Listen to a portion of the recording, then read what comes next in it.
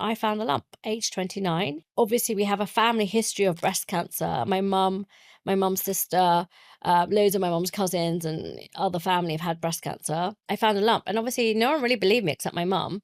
And when we did go to the GP, who was also South Asian, she goes, "No, you're too young. I'm not going to do urgent referral, blah, blah, blah." And so I was very stressed out by that, but my mum really persevered. I basically had a mammogram, had a biopsy, and I knew straight away that they were going to say it was breast cancer. So I had to have a mastectomy. And that, I tell you, is devastating at any age, but particularly when you're a young woman who's really proud of her figure and really healthy. And I was lean, slim, doing triathlons, like super healthy, but there's definitely other aspects of health that maybe I didn't explore in those days. And using both the nutrition and lifestyle, but really looking at that kind of social health, the stress, sleep, all those things that we now know actually make a massive impact to our health. And also kind of some of the psychological, emotional trauma, all of those things. Because I know personally that I had a really difficult breakup about 18 months before I was diagnosed with breast cancer. And I've just been at a conference which actually for the first time started to look at the link between stress and breast cancer. Welcome to the 51%, the podcast where we cut through the noise and get back to basics when it comes to women's health. Through expert insights and powerful personal stories, we help you tune into what really matters: your body, your well-being, your life. No one-size-fits-all advice, just real conversations to help you understand your health on your terms. But before we dive in, I've got a quick favor to ask. Please hit subscribe and join the 51% community on our website. It's free and helps us grow, reach more women, and create events that really speak to the health and wealth challenges we all face. And finally, just so you know, everything shared is for information only. It's not medical or financial advice, and always speak to a qualified expert for support that's right for you. Toral, welcome to the podcast. It's great to have you on. Could you introduce yourself? I know we're going to be talking about your journey with breast cancer and also lots of other things in between. Can you introduce yourself and talk about your journey from what you were doing to what you're doing now? That would be great. Thank you so much. Thank you so much. It's so nice to be here with you. And I'm really glad we're getting to have this conversation, especially because we did meet like recently at House of Parliament, talk about all things breast cancer in the South Asian community. So I'm Toral. I'm a nutritional scientist and integrative oncology practitioner. What that means is that I work with patients, I do clinical research, but I also work with patients one-on-one and help them through their cancer journeys, looking at nutrition and lifestyle and all sorts of complementary therapies, all evidence-based. But I personally am really passionate about this because I knew from the age of 11 that I wanted to work in cancer. Being a very precocious child, I read a book and in my head, I was going to cure cancer. Obviously, when you're 11, you have no clue what this is and why. So for me, naturally, the next step was to go to medical school, got to medical school, and which was not quite what I expected. And when I was at university, my mum was diagnosed with breast cancer. So she went for her first mammogram, age 49, really healthy, and they found 3 small tumors. And for me, that was like devastating, but also just watching her go through the treatment, chemotherapy, radiotherapy, surgery, hormone treatment. And then they just kind of left you. And I thought, oh, okay, it's very well thinking about cancer in the way that we can cure it. But then what happens afterwards? How do you help people to recover? How do you actually support people to reduce their risk of it coming back? Because in breast cancer, it's actually 30%, which is quite high that breast cancer comes back. And so that became my kind of new passion. I started delving into nutrition and lifestyle. And I kept going to all these appointments with my mum and saying to the oncologist, what about this? And what about this? And what about nutrition? And And they just had they knew nothing. But we already had data and evidence by then. So back in like 1999, the kind of rate of cancer was 1 in 4 in people. Now we're below 1 in 2 people globally, and that's very scary. At those days it was 1 in 8 women had breast cancer. Now it's almost 1 in 5 in the UK. So there's definitely a growing pandemic almost of breast cancer. And so fast forward, and I suddenly realized that I didn't want to be the oncologist. I didn't want to be the one giving the drugs, because yes, you're treating the cancer, but you're not actually helping people to recover. And that's when I decided to leave medicine, which was a really big deal as a brown girl, a South Asian woman. And I spent some time doing a little bit of research, had a complete great break, and then went back and did a master's in nutritional medicine, specializing in cancer back in God, it was over 21 years ago, so quite a long time ago. So I guess I was a very early convert to nutrition and lifestyle, and looking at what we now call lifestyle medicine or integrative, medicine. And at that time, no one really got it. They're like, why have you left? Blah, blah, blah, blah, blah. And so I used to use food and cooking to kind of reel people into the nutrition and try to teach them about it, because it wasn't mainstream then. Back in 2004, 6, 5, 7, no one really understood it, and they didn't know why they needed to eat better. It was all very much about, physical activity and things like that. So fast forward to the end of the taught part of that master's program, and I found a lump, age 29. Obviously, we have a family history of breast cancer. My mum's sister, loads of my mum's cousins and other family have had breast cancer. That's a lot. It is a lot, yeah. And I found a lump, and obviously no one really believed me except my mum. And when we did go to the GP, who was also South Asian, she goes, no, you're too young. I'm not going to do urgent referral, blah, blah, blah. And so I was very stressed out by that. But my mum really persevered, and she worked at the hospital in radiology. So she kind of helped me get an appointment. And I basically had a mammogram, had a biopsy, and I knew straight away that they were going to say it was breast cancer. So age 29, was diagnosed with very early stage, admittedly, what we now call ductal carcinoma in situ, with a little bit of stage 1 microinvasion breast cancer, and had to have a mastectomy. And that, I tell you, is devastating at any age, but particularly when you're a young woman who's really proud of her figure and really healthy. And I was lean, slim, doing triathlons, like super healthy, but there's definitely other aspects of health that maybe I didn't explore in those days, and I'm sure we'll talk about those later. So fast forward now, and I'm really working the way I wanted to work all those years ago, but I work with patients using both their nutrition and lifestyle, but really looking at their kind of social health, stress, sleep, all those things that we now know actually make a massive impact to our health, and also kind of some of the psychological, emotional trauma, all of those things. Because I know personally that I had a really difficult breakup about 18 months before I was diagnosed with breast cancer.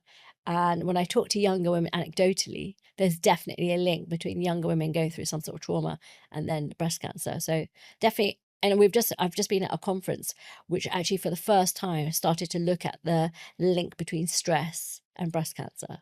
So lots to talk about there. Wow. Okay. Yeah, that is a lot to unpack. And going from, like just cancer generally, from 1 in 8 to 1 in 10 to now 1 in 2, that actually worries me. And I feel like, why are we going backwards when there's so much research going in to cancer? And I don't know, I feel like we haven't progressed. Can you talk a bit about that? Because a lot of people might think, well, yeah, I know, people say, okay, we're living longer, but that doesn't add up to me either, to be honest. No, that's a really good question. So I think first we've got to remember that diagnosis has improved. So obviously when you diagnose more people, then obviously the numbers are going to go up. So we have a really successful screening program in the UK. We actually have one of the best screening programs in the UK for breast cancer anyway, not necessarily all of the others, but we actually have a good process for bowel cancer too. And so we do need to remember that. The other thing is people are living longer. The longer you live, the more there is chance for your DNA to damage. If you think about your cells and the DNA kind of being the recipe, it's like photocopying a recipe multiple times. And then sometimes you're going to lose what the recipe is because obviously it's been over photocopied so many times. So there is that too. But we also have a lot of environmental concerns that we didn't know about maybe 50 years ago. So we come into contact with far more environmental pollution, chemicals, microplastics, something we call xenoestrogens, which are chemicals that can act very mildly like estrogenic. So like plastics like BPA, phthalates, phenols, all of those things. And we don't necessarily have those in our environment. Our foods change, the amount of pesticides we're using. So there is that too. And the rates of, treating cancer are also improving. Yeah. So people are more likely to survive and more likely to live longer. And if you think about something like breast cancer, actually survival rates when caught early are very, very good. Like they're over like 85%. So, but then there is also a subset of women who are having reoccurrence, and we're still trying to understand why it comes back. And I will say, and to be really open, I've had 2 local reoccurrences. So that means it's come back in the same area, in the breast area. Whereas when I'm talking about reoccurrences, I'm talking about metastatic, where it spreads around the body, and that's when obviously it becomes incurable. So that's different. And so our lifestyles have also changed. We're now not eating in the same way as before. We're certainly in the UK, we're catching up with the United States, and we're the leading country when it comes to eating ultra processed foods in Europe. We have the most obese population in Europe. In Europe, we probably drink a lot of alcohol. So last week was Cancer Prevention Week with the World Cancer Research Fund, which undertakes a lot of research into nutrition and lifestyle and cancer. And most people, when were polled, had no idea. I think a quarter of people had no idea that cancer and alcohol were even related. They didn't know that it increased the risk of 7 different cancers, including breast cancer. They didn't know that even just a little bit of alcohol could do the same, not just drinking loads. So there's so many different aspects to our health and well-being. And, many of us as women have been on the pill for a long time, or HRT, and there's definitely links between those things. And little other things like detoxification, we're just in contact with so many more chemicals than ever before. So it takes a toll on our body. And then we're not feeding it and nourishing it in the way we may have done in the past. We haven't got the same access to nature. And then smartphones in the last 12 years, we are all exposed to so much more blue light. We're all probably way more stressed because we're being bombarded with information 24/7. And I'm going to be honest, I am just as susceptible to the next person for scrolling. Last night I ended up watching loads of videos on Gaza and educating myself, because obviously with some of the Glastonbury conversations and things, and I knew a lot of what was going on, but some of the reality and really understanding how much IDF, the Israeli Defense Forces, are actually contravening international law and really doing things which really makes absolutely no sense other than it being a genocide. It upset me and I cried for half an hour, and then obviously it was really hot, so by the time I got to sleep it was probably about 2 a.m. and I'm just as susceptible. So we are being bombarded with more information than ever, and there's so many aspects to this and we don't understand it quite fully.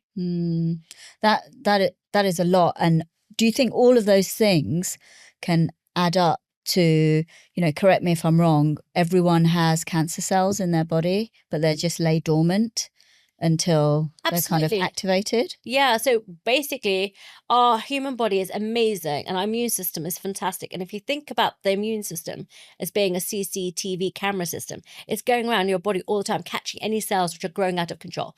Cancer cells are your own cells. They're not other people's cells. They just happen to be growing out of control and not listening to any of the control checkpoints or processes that we have in our body for lots of reasons, and they're evading our immune system.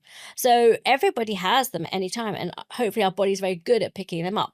But if we're having an ultra processed diet, we're drinking more alcohol, we're not doing physical activity, we are stressed, we're contact to lots of chemicals, certain types of chemicals, then of course it's a much more of a burden on our system, and our immune system isn't able to catch them all. Where do we go for the right information? Because, you talk about social media and even just the media in general, wherever you get your information from, there is so much misinformation out there, people talking about all sorts of things. I mean, there was something recently in the news about a girl that died from cancer because her mother told her not to have chemotherapy and go down some kind of juicing route or something. Yeah, she did Gerson therapy and it was an alternative. So I think it's very difficult because our NHS, and we had an amazing discussion on this. I was with the World Cancer Research Fund last week, and it was really about bringing nutrition and lifestyle, really particularly nutrition, physical activity we have the research, but into the NHS and into clinical practice, and how do we advise? The part of the problem is that most doctors, oncologists, surgeons haven't been trained in nutrition and lifestyle. And the ones who are consultants who are kind of our age, and that's a problem. So unless they've gone away and done something extra, they won't know themselves. So they're not confident about giving the right advice. So people are going to social media, and there are some very reputable people. Hopefully I'm one of those reputable people. But there are also a lot of people who are doctors who are not who are not trained in it. So they poo-poo a lot of ideas. So it becomes very complex and nuanced. I know a big cancer doctor influencer who's constantly quite rude about, she calls it all integrative healthcare alternative, and that's not the case. She just doesn't understand enough about nutrition and lifestyle. And so I think it becomes very tricky for people. But I think you need to look for people really with those nutrition and lifestyle qualifications. You need to look for people who are quoting research articles. You need to go to pieces like the World Cancer Research Fund. Sadly, Cancer Research UK, Breast Cancer Now, Macmillan, some of them are really great. They've got so much information, but some of them on the nutrition and lifestyle, it's actually quite basic. Yeah. So this is it becomes really difficult. And what's happened is that because the advice they're giving and the NHS is so conservative, even though we've got loads of research data to support some of these things, they're not actually giving that advice. So for example, at the beginning of June, an amazing trial came out called the Challenge trial, which basically was what we call a phase 3 clinical trial, which is like a gold standard trial, which showed that exercise was more effective than many drugs, which were, approved by FDA, which is, the Food and Drugs Association. So yeah, that's what it is. And more effective. And what we know is that not just from that trial, but lots of other ones, that exercise can reduce the risk of reoccurrence in some cases by up to 50 or 60%. No drugs really work more than 10%. It's incredible. So we need to really get that into our medical system and make it as part of the treatment plan. Yeah. And so it is very tricky. It is very difficult. And I think that it's hard for people who are diagnosed because some of the loudest voices are those who know the least. Empty ships make most noise. Yeah. And really look for qualifications. Yeah. Yeah, definitely. You should always kind of verify the information. Now, you talk about obviously the NHS when you are diagnosed and you go through the process and then you kind of left to kind of move on with your life and carry on with your life. There's no information about nutritional support. But yes, and I totally understand, the NHS is kind of, maxed out, and perhaps surgeons and oncologists, they can't really kind of have the time to go through your whole, nutrition. But there are other people that could do that. Like yourself, obviously. But is there no way to kind of integrate this into the NHS using like nutritionists like yourself to work alongside the surgeons and the oncologists and all the, medical professionals? Honestly, that's the dream that, in NHS, we wouldn't have just dietitians, we'd have nutritionists and, trained to work with patients. Obviously, funding's a big deal. If you go to a more private or more integrated system, then that is available to you, that kind of system where, you're giving exercise and nutrition advice. So the London Homeopathic Hospital has now become the Royal London, was it a Royal London Hospital of Integrative Medicine? So obviously there is a bit more support. There are charities like Yes to Life that give a bit more support. There are other charities that have written resource. I've written something with Trek Stop, which is a charity for younger people, to give a bit more support. So it's about really trying to work out what we can do, because funding is an issue. We're not in a preventative model now. Because in the UK and Europe we have free healthcare, people have kind of taken that for granted and think if there's something wrong, we'll get help. Yeah. And that's fantastic because we do get help. And if you're diagnosed with cancer, you get good treatment generally here. However, we need a more preventative healthcare system, but also not just healthcare, but a food system and a society system, because we have become so individualized and the blame is put on the individual rather than collective care. And that's what needs to change. So I don't know how that's going to change. I don't know how it's going to change with the current government. I'm very disgusted that, and I will use that word, that we've just increased our defense spending up to 5 billion in the UK, and yet people aren't getting treatment. There are lots of drugs which are being refused for cancer patients who are terminal metastatic. And for me, that's not how you change it. And the lobbying around the food industry, we were supposed to ban all these adverts for children and stuff. So some of that happened. Then some of it, some of the things they promised that would happen haven't happened. The food, school dinners, hospital food, it's very poor quality in some places. So that's all the kind of things. And then we need to educate people. We need to make it easier to make healthy food and eat it. And we are so time pressured now. It's really hard. And particularly when you think about the cost of living now, eggs have gone up from like, £1.50 to like at least £2.60. It's really expensive for people. And whilst seasonal fruit and vegetables are cheaper and you can go to your local market and things like that, you have to know how to cook them. You have to have somewhere to store them. And some of the people who are most, when you think about the social determinants of health, so who are the most economically challenged, they don't always have the ability to buy bulk, which is cheaper. They don't always have enough storage. They don't have time because they're working 2 or 3 jobs to manage their families. So we kind of need a massive social structure. I mean, I think capitalism's to blame, but that's a whole other conversation. But, really, I think if we look at the world right now, and if you look at the environment and climate change, all those things, we are very much, all of this is linked, and we are due a huge shift. I'm curious to see what's going to happen over the next 10, 20 years. Yeah, I mean, I'm quite normally optimistic, but when it comes to this, I just feel like we're going in the completely opposite direction.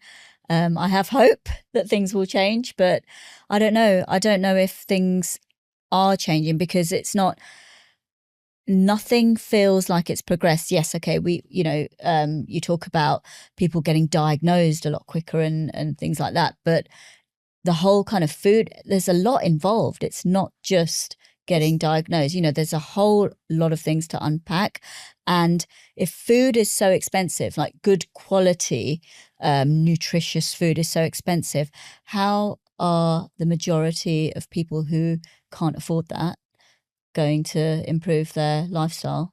Exactly. And it's a conversation, I've had with a few people recently who are middle class, educated people, and even they're struggling. So I don't know is the answer. I think we almost need to burn the system down and start from scratch. And of course we can do that.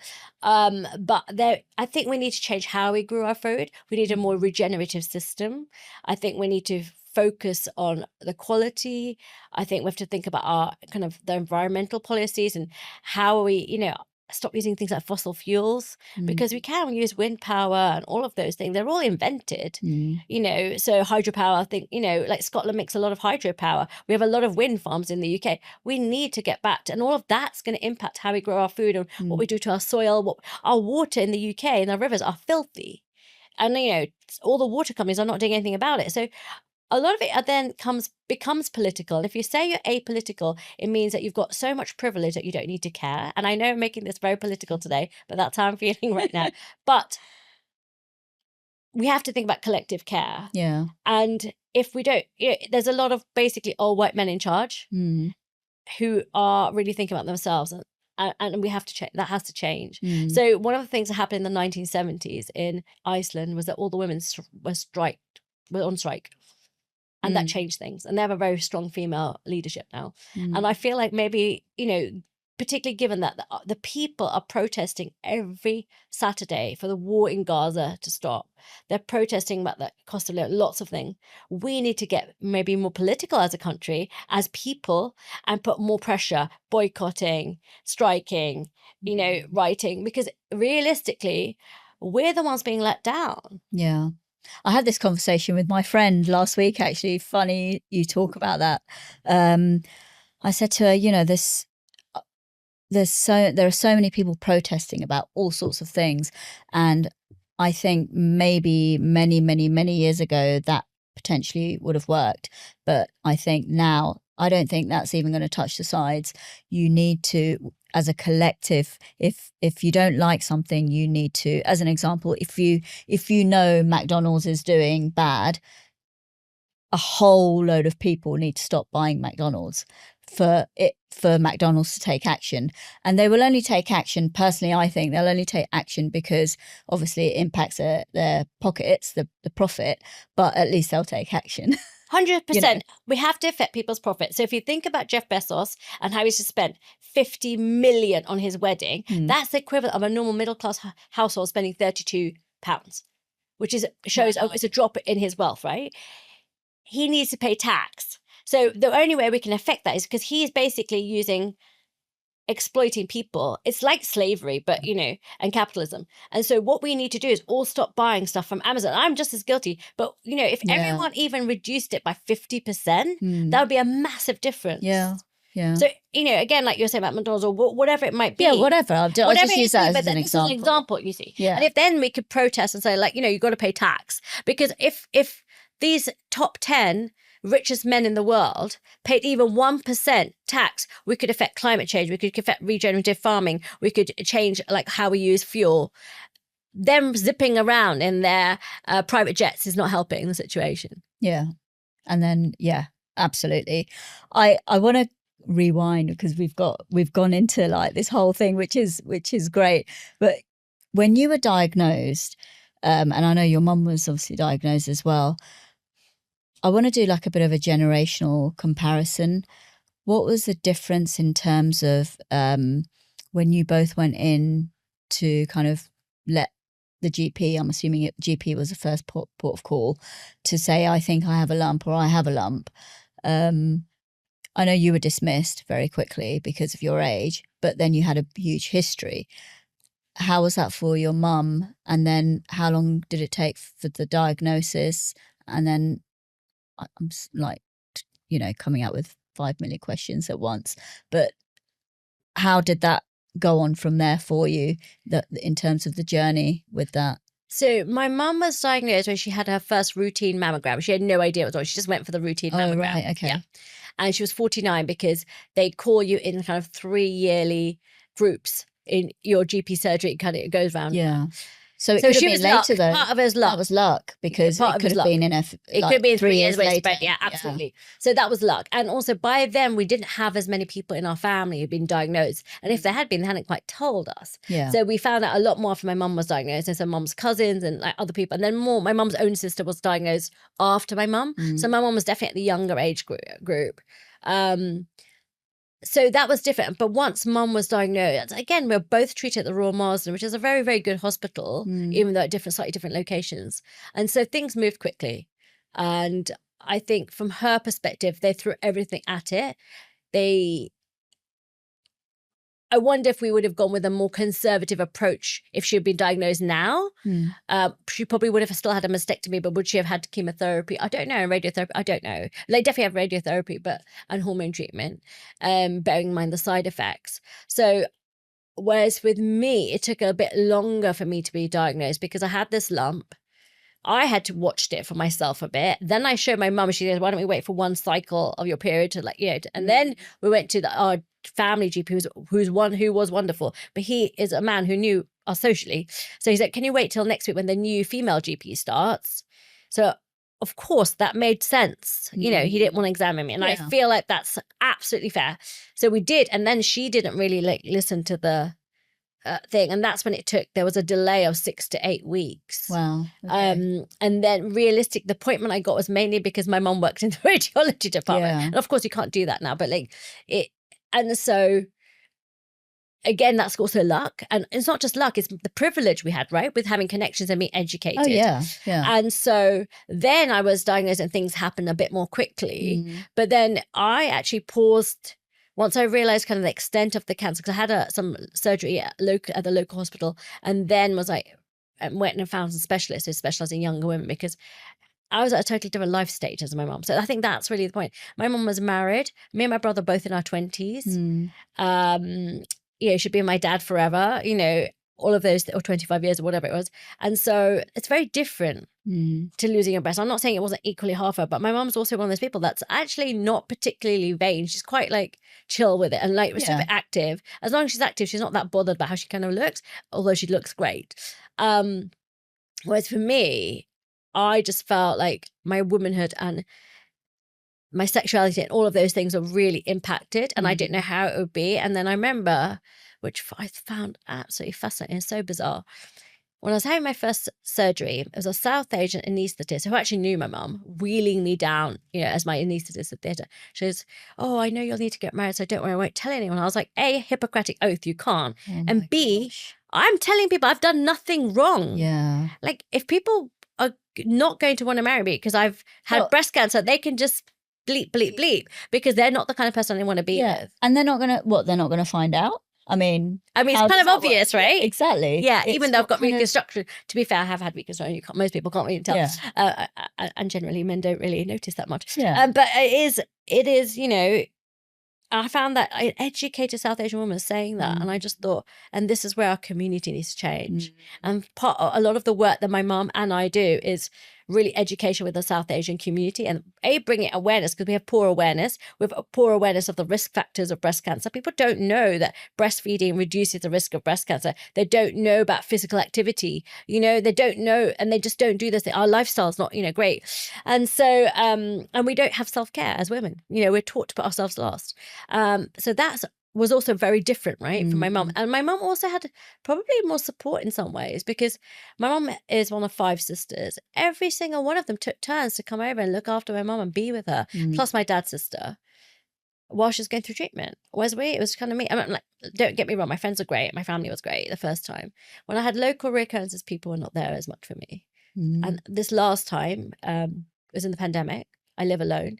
It was really, really hard. Everyone was also at capacity at the pandemic. It was like, it was early 2021. Yeah. They just couldn't, they didn't have their space to give. And when I kind of asked for what I needed, people couldn't do it. And it was really difficult. What were you asking for? What did you? Oh, really, really straightforward, basic things, like, because we could only just meet people by going for walks. And things, like, can you drop food around to my house? Stuff like that. And particularly the men in my family, even though they're all super educated, theoretically liberal, I really did not like it when I asked for my needs to be met. As far as I'm concerned, I had to be happy with what I was given, not what my needs were. None of them had breast cancer. None of them had surgery. How do they know? How do they have a clue of what I needed? I'm giving them what I exactly need. I need these 3 things. And the reason I know this was my 2 closest friends at the time spent quite a lot of time talking to me about it. And what is it you need? So then we can help you, or we can help you word it so your family understand and your friends understand, people understand. And it was an exercise, and they just couldn't. They couldn't be with it, because I was supposed to be grateful for whatever they could give me, not ask for my needs to be met. And I just found the patriarchy in our community just like, wow, okay, the internalized patriarchy. And it came from some of the women too. And it caused quite a split in my family with me and a lot of my brother, my cousins, a lot of the male members of my family. But it's also been a source of healing. It's something I'm working on all the time. I spend quite a lot of time with the mothers, my mom and my aunts, showing them their internalized patriarchy and their own internalized bias so they can work on it. There's a book you mentioned. Yeah, it's a really, really good book. It's written by a South Asian psychologist called Sahaj, who it's called What Will People Say? And, in Hindi is look. Yeah, I'm not very good at Hindi, but it's a fantastic book. It actually goes through loads of exercises you can do, like therapy type exercise, and it's really fantastic. I definitely recommend it with anyone. It's really for anyone who's South Asian, lives in the Western world. Yeah. Who's maybe a 2nd generation immigrant, a 2nd or 3rd generation. I know you donated some books to some family members. Oh, yes, that's what they got for their Mother's Day gift. So with love, though, with so much love, because I love them and I want them to do better. And my reason for them to do better is you've all got grandchildren, you've got granddaughters. Is this what you want for them? And they're constantly afraid that the boys will withhold their grandchildren from them. And I'm like, no, you've got to do better, because remember, you are part of why your children are the way they are and why the boys are centered, why they're centered and why they're almost on a pedestal over the girls. I'll tell you about chickenpox gate. So when I had breast cancer in 2018, in early 2019, so literally it was end of 2018, and literally 2 months later, I was at my cousin's house with his son. It was his son's birthday, and he's lovely, and I was giving him a cuddle, and it was a bit sort of sweaty and hot. I was like, oh, that's fine. And then when we went out for a drink afterwards with his dad and me and my brother and family, the school obviously called in the meantime and said, oh, there's a chickenpox outbreak. So eventually I found out I've never had chickenpox, despite all the chickenpox parties we were So I was really worried, because my immune system was down. I just had the surgery. I was going to have treatment, all these things. And fast forward 2 weeks, I had very, very bad chickenpox. It was excruciating. But my mum didn't want to come. She's like, oh, I don't want to come because, then I'm supposed to be going to Hong Kong this year, and I don't want to take the chickenpox to your brother's children. I was like, my brother was like, the children are vaccinated. And also, you've had chickenpox, Mum, so that's not going to happen. And it was a real source of upset. She just didn't want to help me. I'm like, okay. Eventually, I got better. So I went to them, and they said, oh, they'll cook food. And they didn't cook food. They just organized takeaway, and then spent a lot of time talking about what they're going to cook for their sons and their grandchildren. So I went home and I was like stewing the whole way home. And then I called them. I was like, I've just had breast cancer. I have found it really difficult. I've just had chicken pox. And all I wanted to was some sort of mother type of cooked food, home cooked food. Home cooked food. And you didn't do it. And they're like, oh, but you're such a good cook. I said, no, this is where, but yet you've talked about your son. Do you understand this is, and this is where it started. Yeah. They started to understand their own inbuilt systems. And this is what our South Asian culture's like. Yeah, absolutely. Even if our families are super liberal and modern. And I have like massive experience with that as well. It's almost like, the sons need to kind of, they're tired and they need rest. And then the daughters are kind of like, you can do more, you can carry on. You're this, and you that kind of narrative, really. Oh no, the boys are centered, and I am basically against centering men in my life. Yeah, but also getting my children, getting my family. Yeah, to decenter them. So I had a trip recently with my uncle, and he has mental health issues, but it was so interesting to understand, because he was one of the only boys growing up in a family of girls, how centered he is and how he expects that. And he's actually quite self-absorbed and selfish with it. I'm gonna have to be careful if anyone listens to this podcast. But like, I've said this openly, but like, this is, and it's not his fault. I'm going to be honest. And I have great compassion for him, but this is the society that we grew up in. Yeah. And this has to change. Yeah. Yeah. Oh yeah, absolutely. And we need a more matriarchal society rather than patriarchal. Yeah. Yeah. So how do you think things have changed since your diagnosis then, in terms of the taboos? Have things kind of eased off a bit, or you think it's still the same?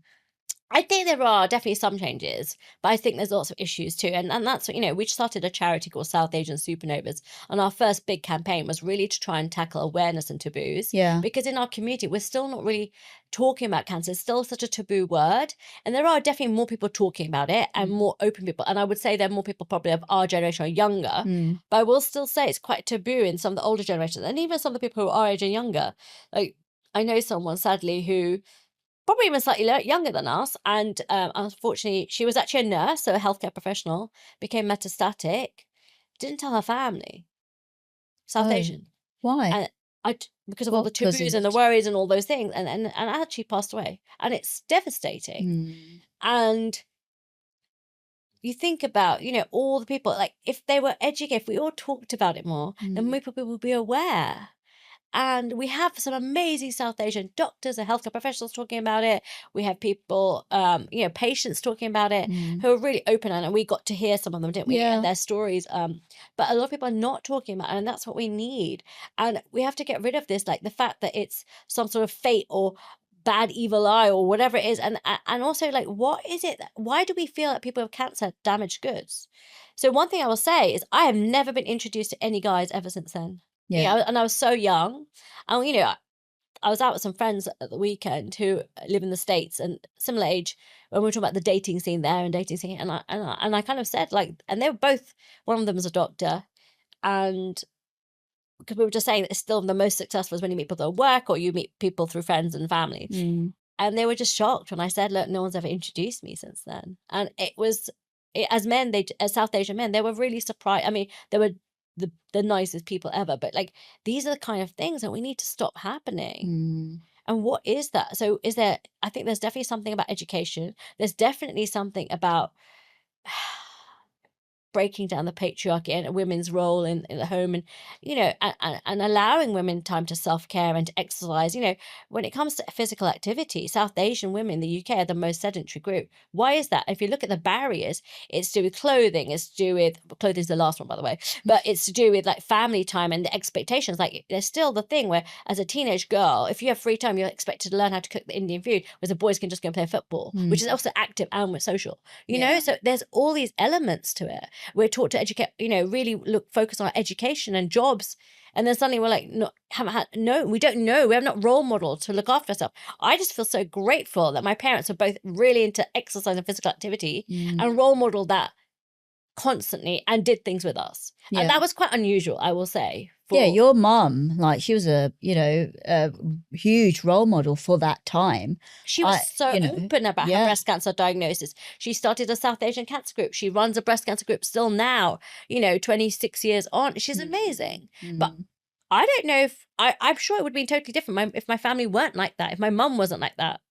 And also she came from this family where boys were centered and all these things, but she's learned to break free. Part of it's coming to the UK and not being with her family. Yeah. Oh, are they? They're all they in Kenya and wherever else. Okay. So yeah, it's being in a, you know, being able to learn to live in a different way. And you know, my dad's family, a lot of them are here, but they live in North London. So we grew up in South London, and so my parents had a bit more autonomy on how we were brought up and how they wanted to do things. What advice would you give to women that, you know, I'm just going to use the cancer as a general now, okay, not focusing just on breast cancer, who want to kind of prevent cancer from happening? And I know it, you know, that's a big thing to say, but there are things you can, you know, we talked about alcohol. That's one thing. That's you know, there's a huge culture of drinking. And now I'm paranoid because as soon as, you know, obviously through university, I was probably I was getting drunk on some days, you know, going out clubbing and God knows what. And then when I started work, you know, every Thursday night, drink night. And then next day, everyone's got a hangover in the office, you know, and now I'm thinking, oh shit. Well, look, that's done. That's past. That's done now. I think, you know, I know. So first of all, I'm going to not just even focus on cancer. I'm going to focus on our health. You know, if we think about the South Asian community, and I'm talking about South Asia in particular, but we have really poor metabolic health. We have increased risk of cardiovascular disease and diabetes, plus this cancer risk is increasing. Yeah. So when we think about all of those things, there are some really key bits of information that I would want to share. First of all is you've got to know your normal. Know your own body and what's normal for you. We're all so different and we're different shapes and sizes, and you know what's normal for one person isn't going to be the same. Like know your cycle. Like I track it. I think it's really important to know these things, you know, so then you know if something's off. Know your body, like, you know what your toilet habits are when you're going for a poo, you know what's normal for you with your breast and your body and what it looks like and what it feels like. So that's my kind of thing. Make sure you go for any kind of testing that you're offered, like cervical, you know, pap smears and things like that. Second thing is that there's lots of dietary and kind of lifestyle things, and I'll kind of just list them out. From a nutritionist perspective, we want to all be eating a lot more colourful fruits and vegetables, legumes, beans, nuts and seeds, and have a lot of fibre. And it's one of the things that we don't focus on, but in the UK, the recommended amount is 30 grams. Most women are having 19 grams of protein. Men are having even less. And we need to have more fiber. So it's little things like adding a spoon of sunflower seeds to things, or chia seeds, or milled flaxseed, or making sure you have a portion of like beans, or, you know, a few nuts and lots of vegetables. Yeah. So that's it. Have a very colourful diet. Having in your cruciferous vegetables. Cruciferous vegetables are the broccolis, the cauliflowers, all of those sorts of things. Actually, even things like rocket. And they're really important for our body to detoxify. So our body helps to break down any used estrogen or any of those hormones and other things, and it binds to them. It helps us to poo it out. So that's really important. Then the next thing is like, again, we have very poor metabolic health in the South Asian community. So having enough protein, we start off with less muscle mass than other ethnicities. Then bear in mind that a lot of us are vegetarian, don't eat enough protein. And then when it comes to age 30 plus, we're losing up to 8% of muscle mass every year. So by the time you get to 50, you've lost so much muscle mass. If you're not weight training and you're not eating sufficient protein, that's going to impact your metabolism. It's going to impact your risk of disease and diabetes. My mum is super, super active and she has been eating less protein. And she suddenly went into pre-diabetic and she didn't tell me. And I was absolutely furious. I'm like, you literally have access to me. I'm one of the top nutritionists in the UK. But why would you not tell me? She's like, I was scared. She's like, I know what you'll say. I was like, well, hang on a second. You've got to understand that you're now 75 plus. You have to eat more protein, not less protein. What would you like? What if you're vegetarian? Even if you're vegetarian, there's lots you can do. Like what? What would you eat if you're a vegetarian? If you're vegetarian, so tofu and tempeh are really high in protein. So lentils are less than you think. So that's the question I wanted to ask, because I'm not vegetarian, but my family are. So my husband is, and the kids are, or some of the kids are. And I was under the assumption, I've always been told this thing that, eat lots of lentils, it's full of lots of protein. And now I've discovered actually that's not really true. It's full of lots of fiber, which is good for your health. It's only 6 to 8% protein. Yeah. So if you think from a calorie perspective, to get your 25 grams of protein, you need to eat 400 grams of chickpeas. Whereas chicken, you only need to eat like 110. Yeah. Greek yogurt, such a great thing. If you eat egg whites, you know, sometimes a low-fat cheese, cottage cheese, all of those things are superb. But tempeh is my favorite vegan. Edamame beans. Yeah. So many things. Nuts, again, like people say, oh, I eat lots of nuts. I'm like, that's mostly fat. So a little bit of protein, but it's not your protein source. So kind of adding everything and then mixing and matching things. Yeah. And there's nothing wrong with having a bit of protein powder. At the moment, I'm just conscious of my protein intake for lots because I'm, you know, transitioning into the next chapter of life. Yeah. So I'm having a protein shake most days because it's really quick and easy. It means I can get the fiber in too because I use berries and I put in some milled flaxseed or linseed or chia seeds or whatever. So that fiber content is, you know, a good 10 grams. And then I'm trying to, you know, have the protein. So that's really important. And you have to do physical activity. It doesn't mean in a set context like the gym, but you do need to be doing strength and resistance training. The government guidelines in the UK and the US are you need to do at least 150 minutes of exercise a day. That's for white people. Brown people, South Asians, you need, unfortunately, between 230 and 250 minutes of physical activity a week. Why is it because different? to counteract our metabolic health, because we have such poor metabolic health. And that actually comes from British colonization. In the when the British colonized what is now India, Pakistan, Bangladesh, they had 24 famines in a 50-year period. That changes epigenetically. So we're all very good at putting on fat. That's why we have less muscle mass, because it was easier for us to survive. Yeah. And our bodies change. So to counteract that, we need more physical activity, yet we're sedentary. Plus, we need the resistance training. It could be, you know, if you're sitting up and down from the chair, that's like a chair squat. Hold some beans, have a backpack full of books. Doesn't need to be, but you have to keep moving. Walking is not enough. If I could have two things tattooed on my head, be like, walking is not enough. You need to be out of breath. And secondly, eat more protein. Yeah. Really important. And then it becomes sleep. Like, I know I'm the world's most poor sleeper. I'm awful. And so I really focus on trying to get my sleep, like, you know, the right temperature of the room, which is very difficult when it's hot, like making sure it's dark, making sure I have a bedtime routine, you know, having some supplements if need be, like enough magnesium, and whether it's cream or spray or whatever it might be. And then stress management. Stress is such a big thing. And we haven't got that much data or research in, but we do know that chronic stress causes all sorts of cancer type reactions in our body that can increase our inflammation, but also increase the risk of DNA damage. So when I think about chronic stress, I mean the stress that you have that lasts over a long period of weeks or months, that goes away. Not acute stress where you're like, oh my God, am I going to miss the train? I need to run for the train. Yeah. Not that. But this is something, you know, when you have stressful work or whatever it might be. Yeah, COVID was a real sense of stress for us, you know, in multiple ways. And then your environment and toxins, like trying to really think about cleaner products, you know, cleaning products. Do we need all these chemicals? You know, I've transitioned to completely as non-toxic products as I can. You know, in fact, even using vinegar and bicarbonate of soda are really useful too. But, you know, there are lots of clean brands these days. But your personal body, you know, products. Women, we come into contact with about 360 chemicals before we've even left the house, with a body wash and this and that and makeup. So really look for, again, clean versions, because the more we can help our body, it's being bombarded with stuff, it needs to detoxify, and it's amazing, it's very good at detoxifying, but not when there's so much stuff being thrown at it. And then, you know, social health, we are lonelier than ever before. We know there's a global loneliness pandemic for men, for women, for everyone.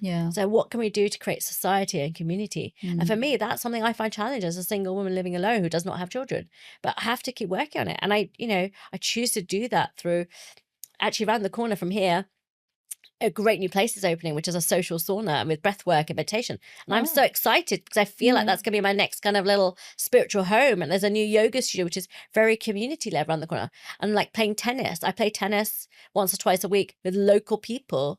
And it's a really important thing, because where you meet real people in real life. Yeah, community.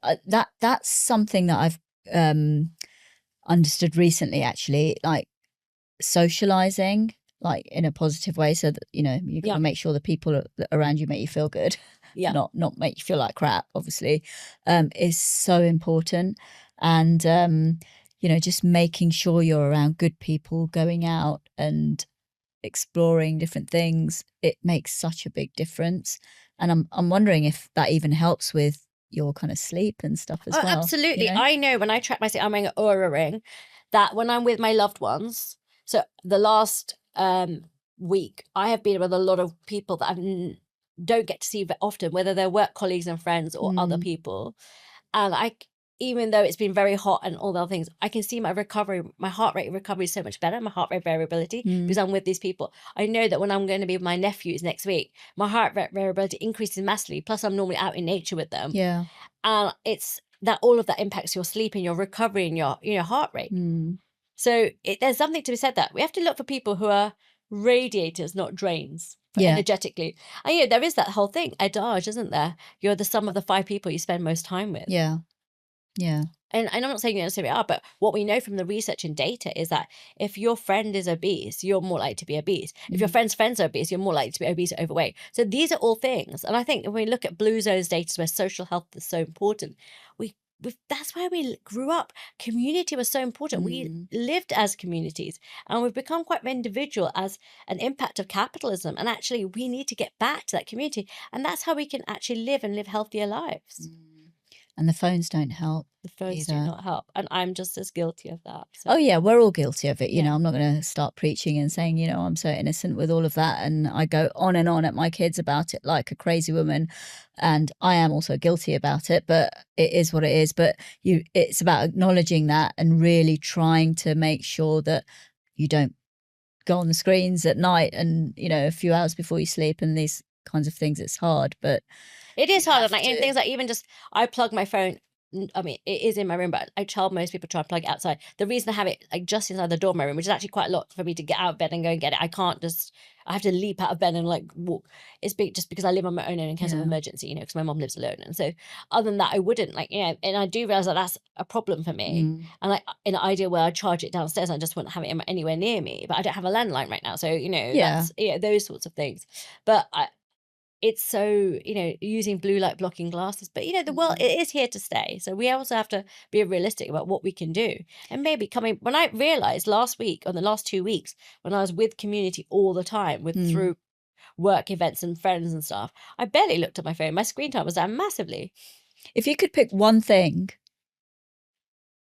for people to do right now, like the easiest, quickest thing, what would you suggest? What was the outcome of it? To reduce the risk of cancer or other? No, just like to have a healthier lifestyle, you know, because, you know, generally we're talking about having a healthier lifestyle as well, which contributes to, you know, less disease, really. I think it's going to be different for everyone. For some people, their diet is really poor, so they need to focus on getting their whole foods in. If you're sedentary, you need to get moving. It doesn't matter how. It doesn't. If you're lonely, then you need to go and find community. But all of these pillars of health, so nutrition, physical activity, sleep, stress management. If you're really stressed, then the thing you need to focus on is managing stress. Yoga, breath work, meditation. You know, your social health point, you're lonely, you need to go find community. And then if you're coming into contact with lots of environmental toxins, you need to think about what you do. Like, for example, I sleep with a HEPA filter. You know, I live in a very busy, near a very busy road. I think about the clean product. So do you see me? It's not one answer. But I do think that, you know, if you can make 1 or 2 changes every month, by the end of the year, you'll have changed so many things. Yeah, that's a great way of putting it, to be honest. I think what we do is we overwhelm ourselves with so many things. Oh, right, okay, I need to do this, I need to do this. And then you don't achieve anything in the end. So kind of just really focusing on a few things at a time slowly until you kind of got the knack of it, really, and then moving on to the next. And adding things in rather than subtracting, because our brain psychology prefers to add things in. So rather than saying, oh, I'm not going to eat any cakes, I'm going to say, I'm going to add in 2 portions of vegetable at every meal. Right. And that's going to change things. I'm going to make sure I walk for 10 minutes after each meal.